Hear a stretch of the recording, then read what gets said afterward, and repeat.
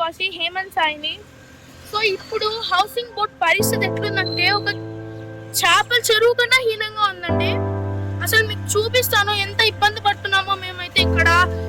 చూడండి, పండ్లు పోలేకున్నాయి, ఏవి పోలేకున్నాయి, అసలు కాలువలు కనిపించట్లేదు. ఏదన్నా ఒక కరెంట్ వైర్ పడి షాక్ మొత్తం. Water is a good conductor for electricity. ఇక్కడ చూస్తే ఏదైనా ఒక్క వైర్ పడినా కూడా ఎంతమంది ప్రాణాలు పోతాయి. అంటే ఏదైనా ప్రాణం పోయేంత వరకు కూడా మీరు రెస్పాండ్ కారా?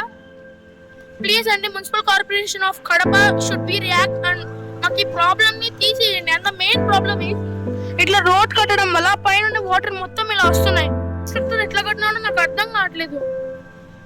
ఆ వాడి వల్ల మేము ఇప్పుడు ఎంత సఫర్ అవుతున్నాం అంటే ఇళ్ళలోకి కూడా నీళ్ళు వస్తున్నాయి. జస్ట్ ఒక అర్ధ గంట పడిన వానకి ఇంత అయిందంటే ఇంకా రాబోయే వర్షాకాలంలో ఎంతసేపు పడుతుందో.